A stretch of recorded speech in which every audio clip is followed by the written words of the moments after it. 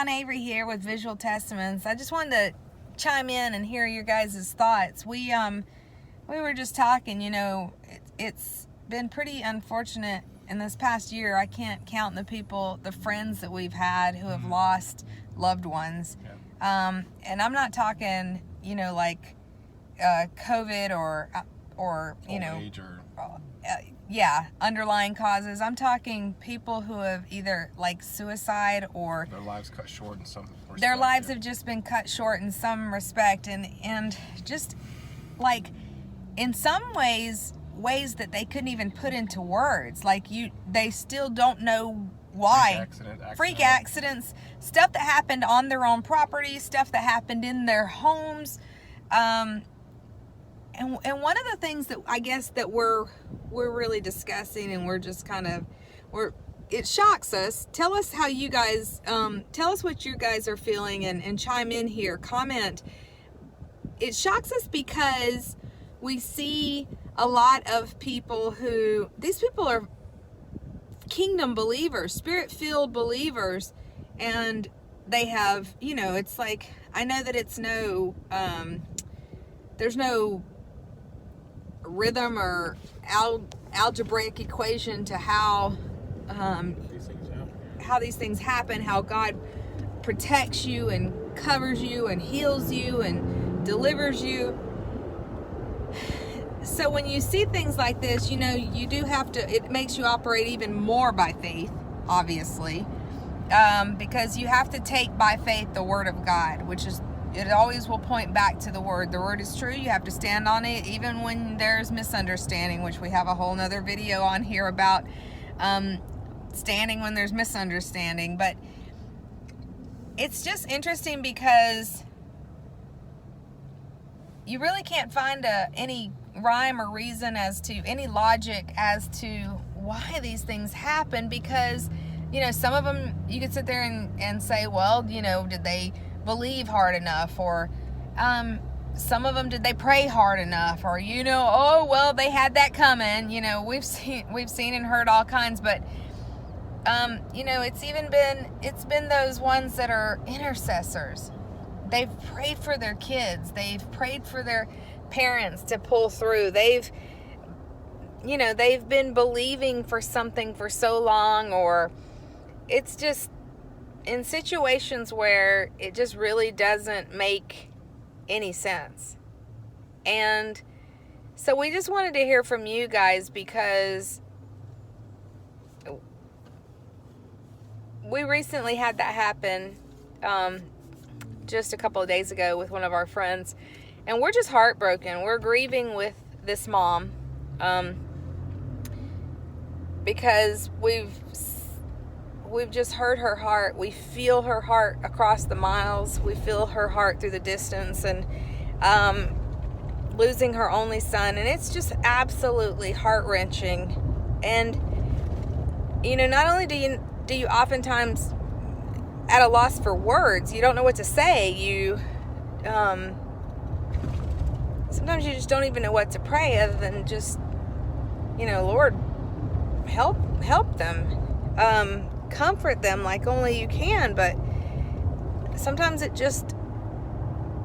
the words escape you. And I think that it's real interesting as we're seeing this a little more frequently than week here too.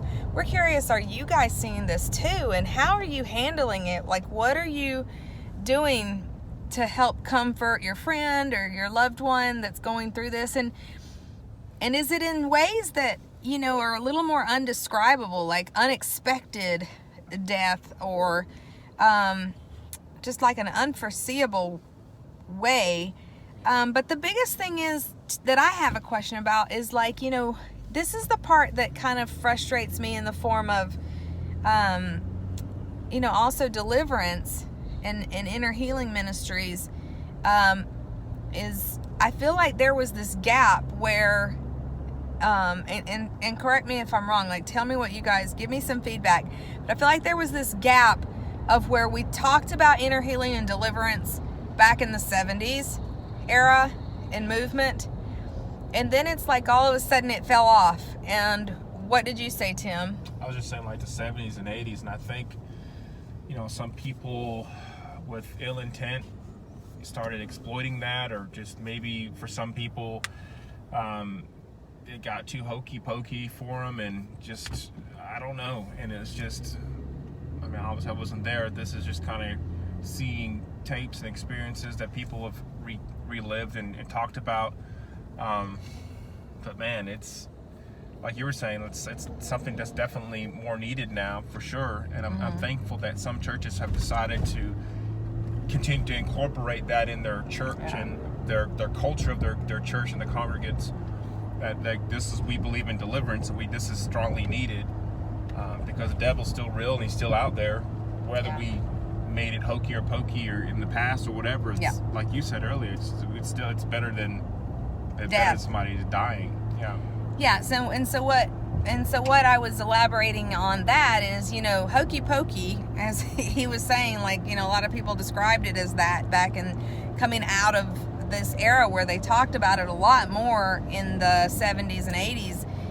But I remember as it was coming up in the 90s and so on, it was like they almost, not all, but some seemed like they were ashamed or embarrassed to mention it because it had a bad rap. But I find that, isn't that like the devil? Doesn't he try and... I was thinking the same thing. Doesn't he just try and pervert everything that good. God intended for us to heal with, but especially that. And it's so interesting how it skips this generation. You see this time gap, if you will, of this generation, and it seems interesting that generation, it doesn't matter if it's like the young adults, it doesn't matter if it's like elderly or my age, the 30s to 50.